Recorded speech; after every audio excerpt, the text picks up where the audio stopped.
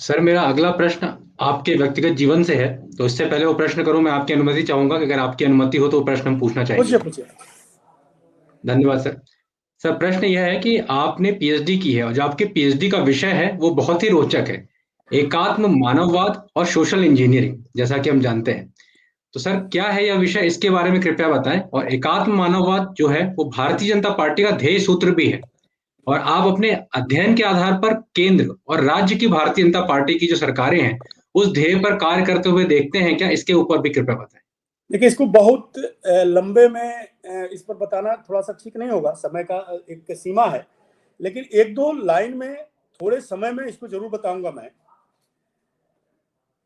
एकात्म मानववाद है क्या, यदि उसको एक लाइन में आपको समझना है तो वह एक लाइन है, व्यक्ति के संपूर्ण सुख की परिकल्पना।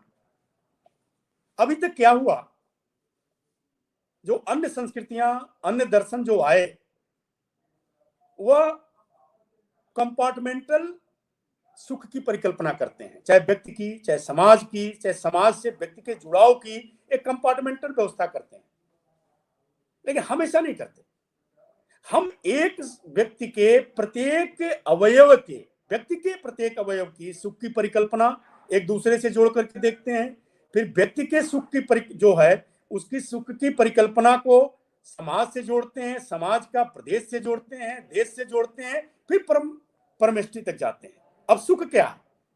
सुख जैसे कि मनुष्य की आत्मा, इसके लिए भी सुख चाहिए। मनुष्य का मन, ये शरीर जो है ना, मन बुद्धि आत्मा का एक निर्माण है। इसमें जो शरीर है ना, शरीर इसका फिजिकल पार्ट है। तो सबके सुख के बारे में सोचना चाहिए, आत्मा का भी सुख हो। ये भारतीय संस्कृति रही है, भारतीय परंपरा रही है। उस परंपरा को लेकर के हम आगे बढ़े, और एक आत्मानुवाद उसी को बताता है।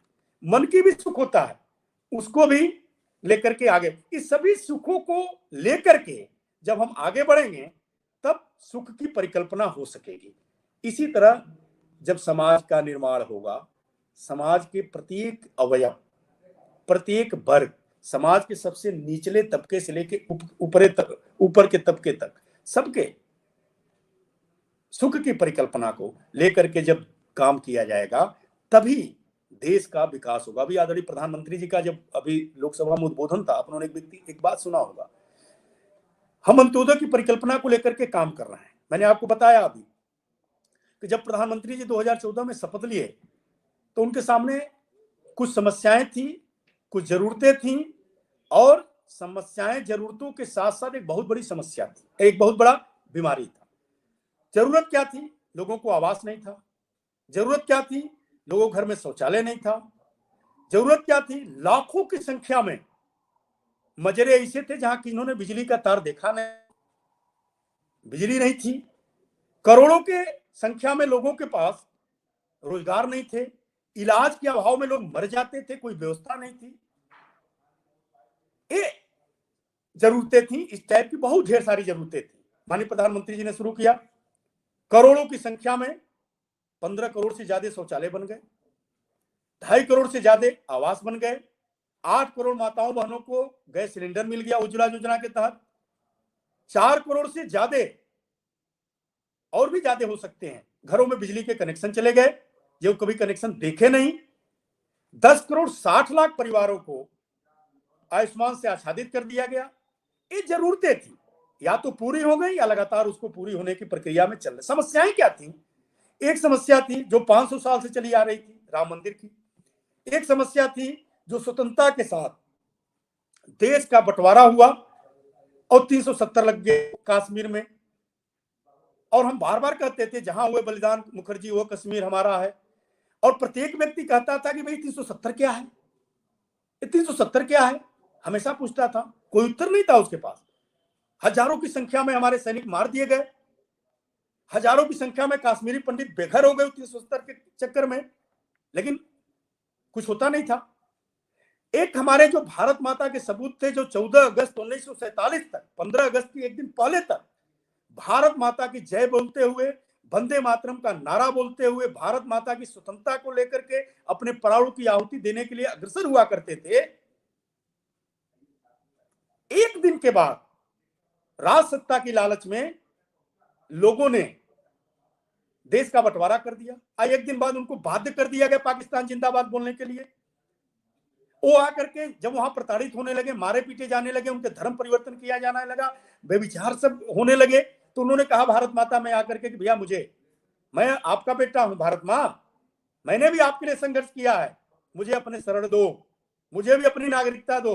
उनको नागरिकता नहीं दिया जा रहा है। ये समस्याएं बनी हुई थी। हम कहते हैं यत्र नारंत पूज्यन्ते रमन्ते तत्र देवता, और उस भारत भूमि में आधी आबादी वस्तु बनी हुई थी। 3 तलाक का एक प्रोविजन था, तलाक तलाक तलाक, शराब के नशे में बोल दो, व्हाट्सएप कर दो, और उसके बाद एक हलाला का जो प्रक्रिया, इतनी बुरी विभत्स सब क्रियाएं होती हैं। मैं वकील होने के नाते सब चीजों को जानता हूं, इतना कष्टकारक था। ये समस्याएं थी। इस समस्याओं को झटके में आदरणीय प्रधानमंत्री जी ने दूसरी बार जब सरकार बनी, सब समाप्त हो गया, खत्म कर दिया। बीमारी को जनधन खाते से दूर कर दिया, जो भ्रष्टाचार की एक बीमारी लगी हुई थी। जनधन खाते खुलवाए, 44 करोड़ खाते खुल गए, सीधे ट्रांजैक्शन होने लगा डीबीटी के माध्यम से, कोई बिचौलिया नहीं। क्योंकि देश का एक पुराना प्रधानमंत्री कांग्रेस का कहते थे कि पाइप में पैसा चला जाता है 85 ठो, 1 रुपए में 85 पैसा गायब हो जाता है। उसको दूर किया, भ्रष्टाचार समाप्त कर दिया, रोग खत्म कर दिया, जरूरतें पूरी कर दी, समस्याएं समाप्त कर दिया, राम मंदिर का निर्माण शुरू हो गया। अब क्या होना था? देश को विकसित भारत बनाना था, अब विश्व गुरु बनाना था, परम वैभवशाली बनाना था, सामर्थ्यशाली बनाना था। उसको लेकर के $5 ट्रिलियन इकोनॉमी को लक्ष्य को लेकर के आगे बढ़ गए, लेकिन बीच में कोरोना आ गया। तो ये जब आप देखेंगे ना, शौचालय, आवास, अब यहां तक $5 ट्रिलियन इकोनॉमी और कोरोना के काल में 1,73,000 के जन कल्याण के लिए जो बजट दिया गया, 20 लाख करोड़ का आत्मनिर्भर भारत पैकेज दिया गया, रेहड़ी पटरी व्यापारियों को पहली बार लोगों ने सम्मान दिया, उनके लिए प्रधानमंत्री स्वनिधि योजना के तहत 10-10 हजार का लोन दिया। ये सब देखेंगे ना आप, तो आपको लगेगा कि ये सभी एकात्म मानववाद का ही कंसेप्ट है। क्योंकि सबका विकास, सर्व सुख की अभिलाषा, सर्व सुख की परिकल्पना, अंत्योदय, इसी को कहते हैं, और यही एकात्म मानववाद है, और यही सामाजिक अभियांत्रिकी है।